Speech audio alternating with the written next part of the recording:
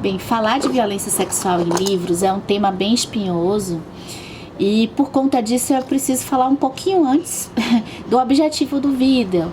Aqui eu pretendo conversar, a gente tem uma conversa aqui, não especificamente com recomendações de livros. A gente tem vários livros, aliás, a maioria desses eu recomendo, são super recomendados. E o foco aqui vai ser um pouco diferente, vai ser um foco de tratar as formas em que esse tema da violência sexual é abordado nesses livros aqui que eu vou falar para vocês. A discussão ela vai ser válida tanto para quem lê os livros quanto para quem não lê os livros, porque eu não vou dar spoilers, eu vou tentar tratar da temática e muitas vezes não falar os personagens que vão passar pela situação que eu vou tratar aqui. Os livros que eu vou falar vão ser A Guerra dos Tronos, do George R. R. Martin, o Pequenos Incêndios por Toda a Parte, da Celeste Ng, o It, do Stephen King, O Acordo, da Ellie Kennedy, Os 50 Tons de Cinza, da E.R. James, o Kindred, da Octavia E. Butler, o Conto da Aya, da Margaret Atwood, o Easy, da Tamara Weber, A Amiga Genial, da Helena Ferrante, A Cor Púrpura, da Alice Walker, o Pequenas Grandes Mentiras, da Liane Moriarty. E eu vou começar com A Cor Púrpura, da Alice Walker, que eu acho que tem um tipo de abuso sexual bem constante, assim, muitas obras que a gente leu e muitos filmes que a gente assistiu. Esse livro tem filme também.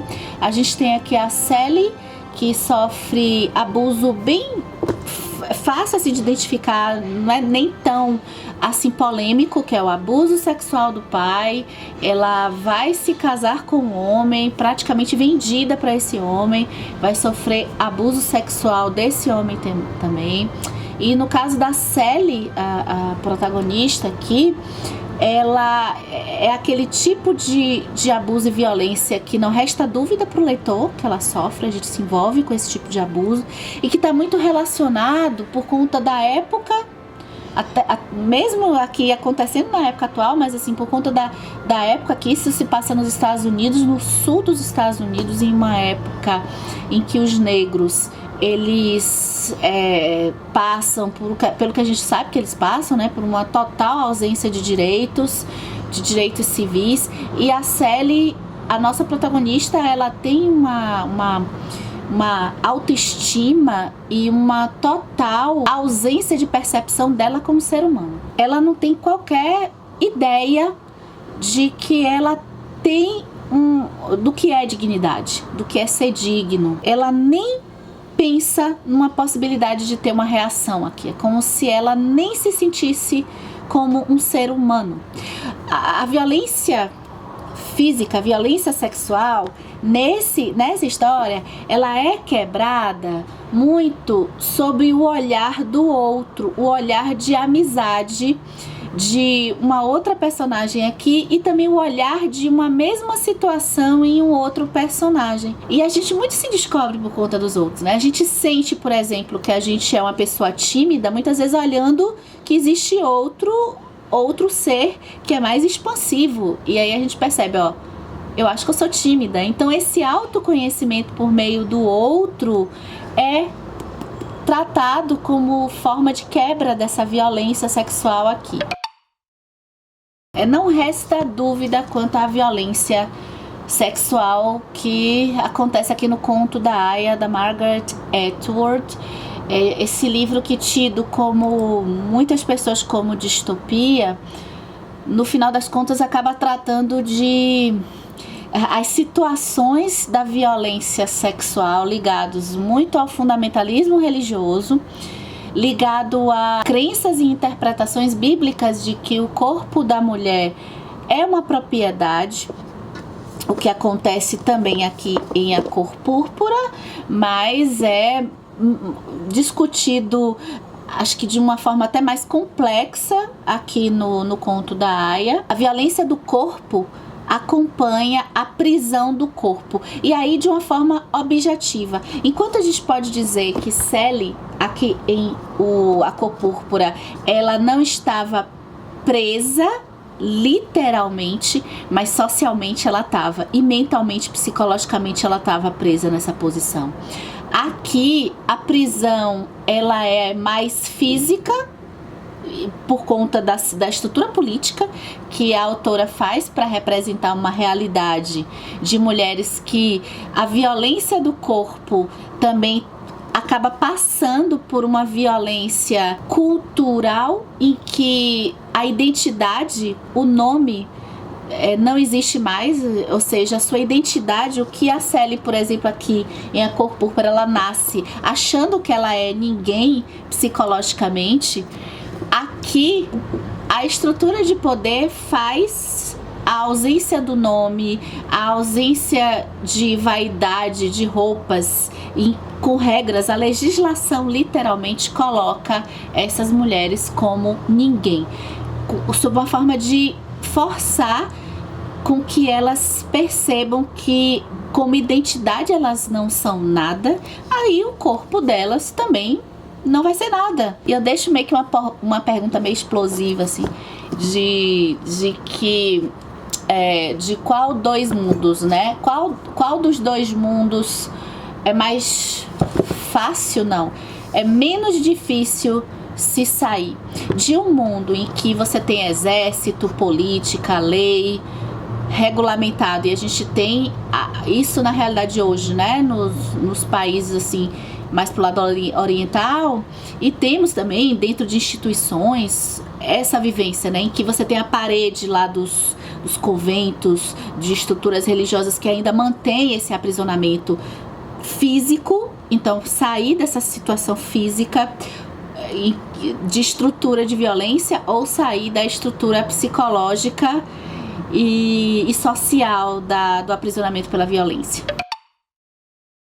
Eu vou deixar também aqui nesse bolo Kindred da Octavia Butler, que apesar de eu achar que a escritora ela peca para tratar sobre esse assunto da violência, tem aí o passado, uma era de escravidão dos negros, e que existe o domínio do corpo das mulheres. Um assunto bem interessante para tratar, que é a viagem no tempo, porque a personagem principal da história da Octavia Butler, ela é uma mulher do tempo presente, né, mais atual, que vai viajar para a era da escravidão.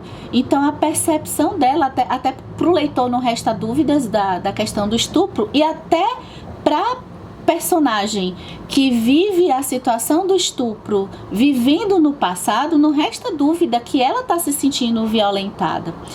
E o que eu acho assim que a Octavia Butler, no meu ponto de vista, nem soube explorar de uma forma legal, é a percepção das duas mulheres, uma num contexto cultural, nascendo naquele contexto cultural lá do passado, de que ela era escrava, mas ainda assim tinha o terror dessa violência, e da personagem que está no presente e vai para o passado, que tem a visão da violência sobre um ponto de vista também pior aí. O que eu acho que esse livro conversa bastante com Outlander, A Viajante no Tempo.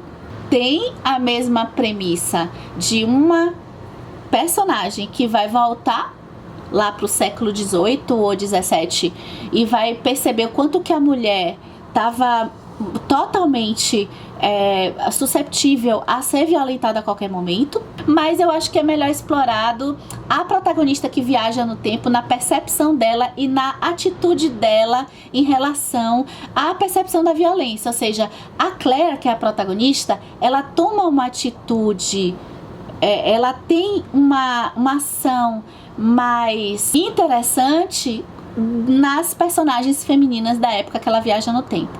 Mas Outlander, ele tem aí o negócio da violência sexual, que eu quero falar de Outlander, já é uma outra coisa mais complexa, que é as reações orgânicas do corpo. Quem sofre de abuso sexual, violência sexual, em situações em que o corpo reage de alguma forma que trai o sentimento de ser violentado, uma reação corporal de excitação pela violência, não porque está feliz com a violência é clara, o sentimento de horror é presente, mas o corpo reage de um jeito diferente. E isso é de uma complexidade que tem aqui em Outlander e que traz assim traumas, né, para o personagem que vive isso, e que traz também de uma forma brilhante tratada aqui em A Amiga Genial da Helena Ferrante.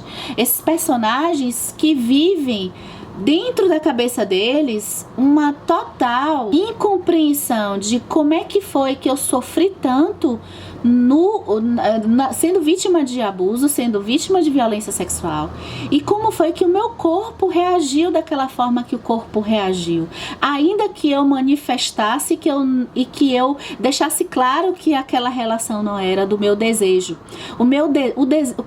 Faz a gente pensar muito do que é o desejo. 50 Tons de Cinza é uma história que ficou bem famosa pelo fenômeno de vendas, as mulheres descobrindo um tipo de literatura diferente. Para muitas pessoas era leitura de baixa qualidade, e eu percebi 3 grupos assim, né? Tinha o grupo das pessoas que rechaçavam os 50 Tons de Cinza como literatura muito ruim. Tinha o grupo que via 50 Tons de Cinza como uma história de romance, e tinha aí um grupo que eu acho que foi o meu grupo, que viu 50 Tons de Cinza como uma farsa, na época, como se fosse uma brincadeira mesmo da escritora. E eu não sei qual desses grupos, eu não sei assim, no final, assim, se eu oscilei entre eles, mas eu acho que eu fiquei no grupo da farsa. Bem, e depois, assim, eu acho que os 50 Tons, ele foi curioso porque eu fiquei observando muito o comportamento das pessoas diante daquilo que eu tinha lido e não tinha levado a sério. E como as pessoas levaram a sério, né? As pessoas que viram como coisa ruim levaram a sério, e as pessoas que viram como um romance, eu acho que levaram a sério a história. E eu acho que a discussão dessa violência em 50 Tons de Cinza acaba passando por tirando a parte meio que antagônica do sadomasoquismo, com alguém que gosta de violentar, e ainda assim, nessa história, traz a possibilidade da vítima, não vou botar vítima, né? Traz a possibilidade da submissa. Indicar sempre quando tá passando dos limites dela.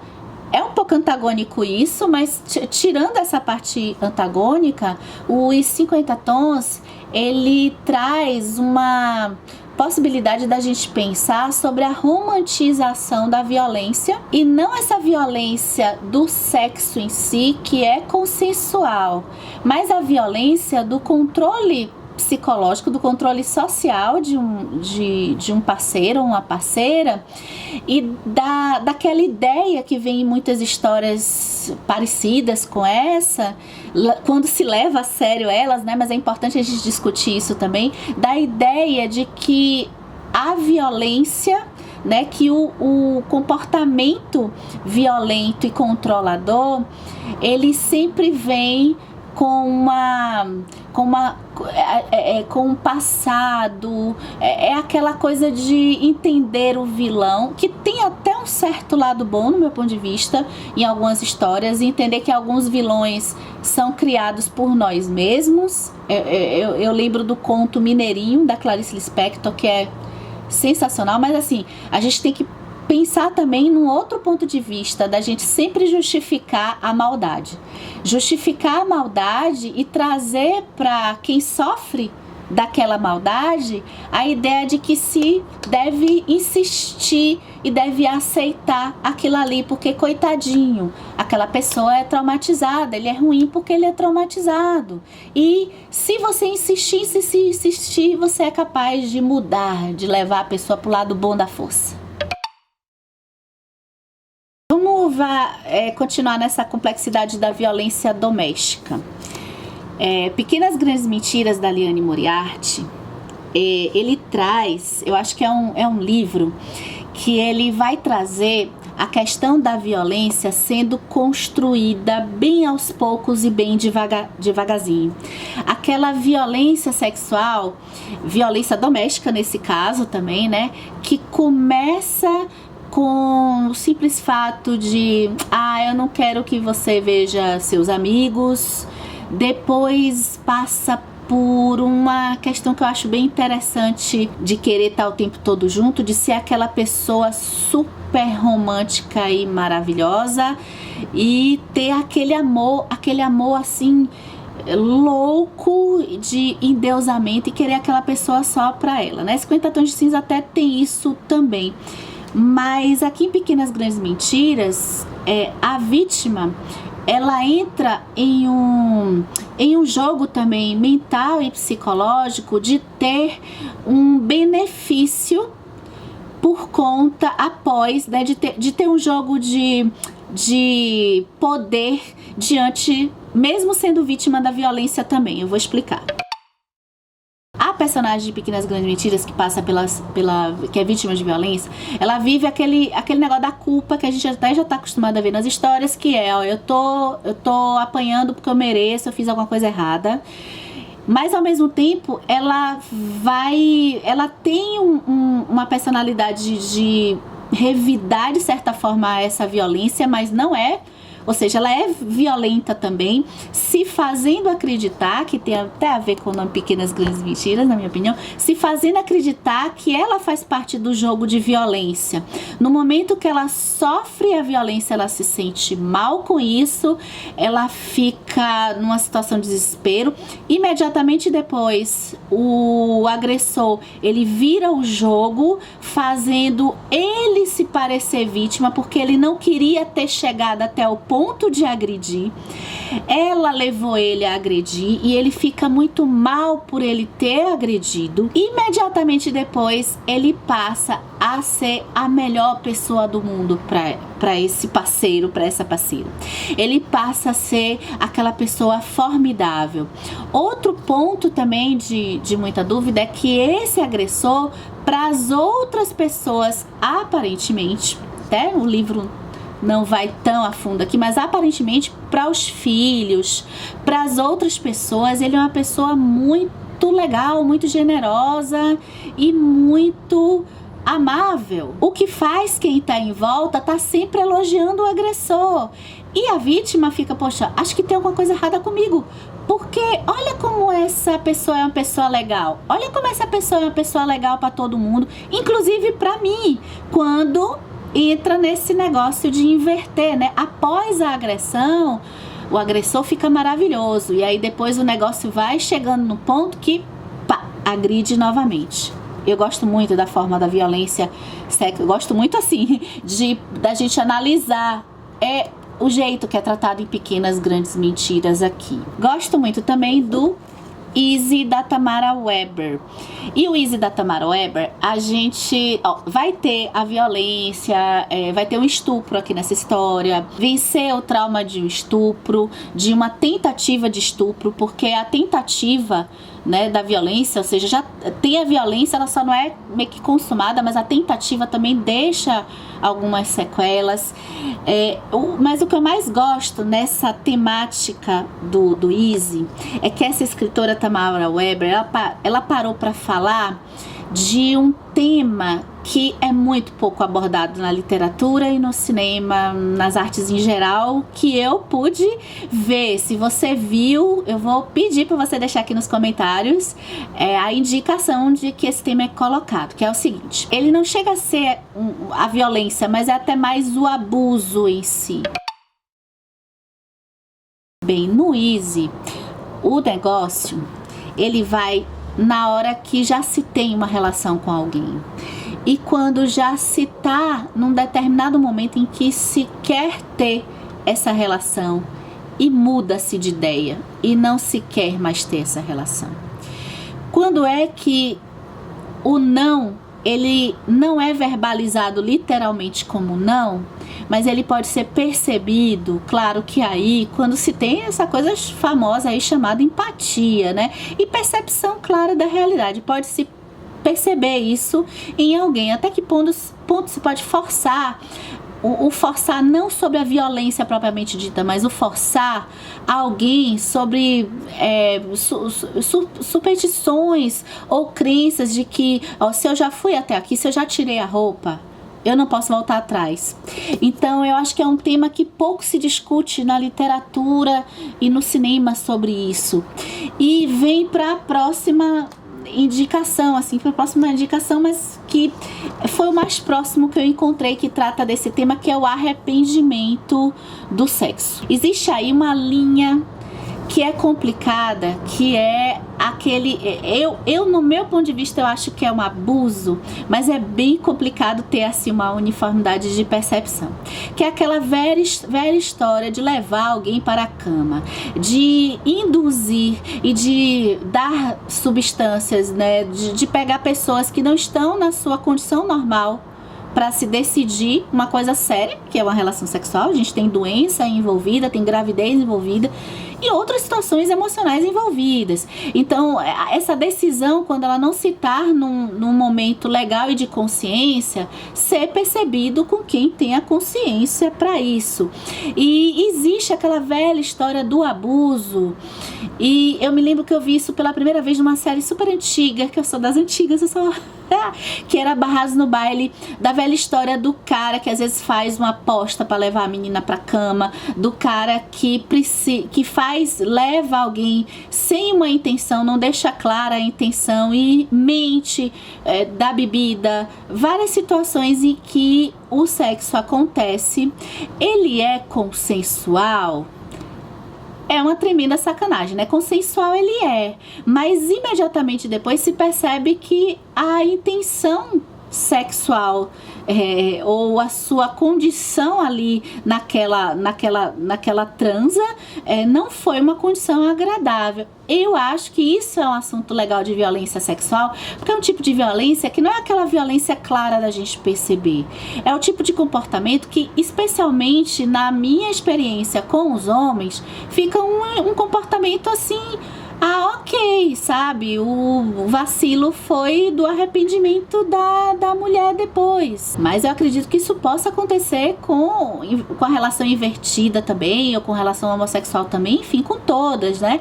É aquela questão da moralidade. A gente entra na questão da moralidade de algo muito sério e de algo que traz sensações assim de violação mesmo, de arrependimento, que é algo muito duro e que dá uma sensação de violência, o que tem um pouquinho aqui no Pequenos Incêndios por Toda Parte da Celeste Ng. Vamos lá, já tá acabando. O acordo da Ellie Kennedy, ele traz a questão da violência sexual, especialmente por conta da família da vítima. Aqui não tem dúvida que é um estupro, só que as consequências da parte jurídica de toda a tramitação processual, o custo que se dá e os exames que se tem que fazer, toda essa trajetória aqui no ponto de vista da mulher é colocada aqui de um jeito que traz, sabe, pra gente. Acho que muitas vezes eu já ouvi isso, de que, poxa, por que não denunciou antes? Por que não foi até o fim na denúncia? Ou, mas por que antes não tinha, o processo não tinha sido, o cara não tinha sido considerado culpado, né? A gente sabe que jogos de poder, a parte jurídica, com vários crimes, né? A gente sabe que a gente não tem, infelizmente, condições de dizer que a gente vê a justiça na justiça. E mais do que isso, a repercussão disso na família, não só da violência sexual que traz a recuperação da vida, a parte psicológica, dos amigos, novas relações para a vítima, mas também ficar revivendo e revisitando isso por conta da morosidade da justiça, por conta do custo de advogados que isso pode proporcionar. Gente, isso é um dano, né? Isso vale para vítimas de qualquer tipo de violência também. A sexual, acho que é uma das mais graves. Ela traz, acho que, consequências talvez aí que inesquecíveis. Eu acho que é impossível se esquecer completamente e se retomar uma vida, ainda mais quando você tem a justiça não ajudando aqui. Então eu gosto muito desse livro. Tem Uma outra coisa também, que tá no It, do Stephen King, que é a violência, quando o abuso, especialmente quando ele acontece, o abuso infantil e o abuso quando ele acontece dentro da família. Nesse caso, eu lembro muito de uma palestra que tem no TED Talks da organizadora do movimento Chega de Fio Fio, que ela fala uma frase que eu não me esqueço, eu acho que muitas meninas já passaram por isso, que é a virada de ser criança e adolescente, em que o corpo muda, mas a gente não tem a maldade, a gente não percebe o impacto do corpo para as outras pessoas. Então, quando a gente ouve o assédio, quando a gente ouve o tal do fio-fio e outras palavras tantas aí, as pessoas não percebem como isso é violento. Pra gente, especialmente crianças, que a frase famosa é: o meu corpo me traiu. O corpo fica diferente do que realmente a gente se propõe, né? Então, existe por detrás desse assédio, desse tipo de abuso, uma culpa muito forte por conta da incapacidade, às vezes, que... eu tô aqui falando mais só por dizer das meninas, mas eu acredito que dos meninos seja até parecida, mas eu não posso opinar porque eu não tenho como perceber isso do ponto de vista masculino. Mas das meninas é uma culpa, e uma culpa de ter o corpo que tem e de fazer gestos ou qualquer coisa que se faça, porque ainda se tem uma mente de criança. Então a criança ainda quer brincar, ainda quer usar um short, ainda quer ter alguns comportamentos que para a sociedade e na visão de homens às vezes mais velhos e meninos também, aquele comportamento é percebido de um jeito diferente. E por conta disso ainda passa pelo assunto do eu preciso negar o meu corpo, ou seja, eu preciso esconder o meu corpo. E o Stephen King, conseguiu tratar, mesmo sendo homem, do ponto de vista de uma menina. Eu preciso esconder o meu corpo porque a culpa é do meu corpo, a culpa é minha de eu estar recebendo esse abuso. E vamos fechar com, na minha opinião, acho que o mais polêmico de todos, que é A Guerra dos Tronos. Eu vou falar especificamente ao casamento da Daenerys, não é spoiler, tá? Casamento da Daenerys com Khal Drogo e a primeira noite da Daenerys. Isso também é discutido lá no vídeo que eu falo da Guerra dos Tronos, que a gente está analisando isso, mas ela vem por uma questão da linguagem, né? Essa violência em que, no meu ponto de vista, eu não entendo tanto isso quanto violência, mas eu trago aqui porque muitas pessoas entenderam como violência. A gente entra naquela história do contexto histórico de que a propriedade da mulher é do marido, e esse marido, ele entra que ele tem assim a obrigação, né? Ela tem a obrigação de ter essa primeira relação com ele. Ele tem essa propriedade dela, inclusive no livro ele realmente compra ela, né? Ele é dono dela. E aqui a gente vai passar pela questão da linguagem, porque de primeira mão tudo que ele vai fazendo com ela, em termos de toques, ele não fala a língua dela e ele vai tentando ser, vamos dizer assim, devagar com ela. E é o que faz com que... mas ela tá dizendo não o tempo todo. E ele sabe o que significa não. E eu acho que é por isso que tem toda essa polêmica se aconteceu estupro ou não. Se a gente for ver pelo lado da literatura, a gente tem que olhar também a época em que a história se passa, isso tudo, mas muito por conta da polêmica é porque ela tá dizendo não o tempo todo. Ela tá, às vezes ela gosta, mas ela tá com muito medo deste homem que ela casou, e ao final do capítulo ela vai dizer sim. E o que traz a polêmica é se esse sim quis dizer sim ou se esse sim ainda queria se dizer não. Ou seja, aconteceu uma aceitação de que sim, eu vou fazer um sexo, eu não tô com vontade, mas no final das contas eu disse sim. Teve uma persuasão nessa coisa de no final eu ceder. Acho que é isso, espero que vocês tenham gostado. São várias formas, acho que tem muita coisa interessante. Ainda que que a gente leia, passe pela nossa vida literária um livro que a gente não tenha gostado tanto, é interessante a gente poder pensar naquilo que o livro nos traz pra gente refletir.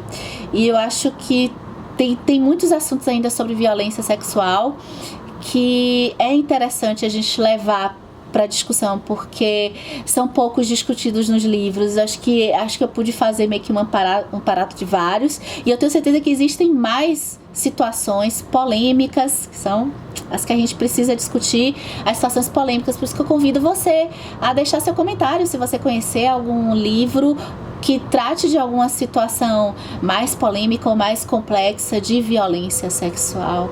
Eu vou amar. Obrigado por ter assistido e até o próximo vídeo.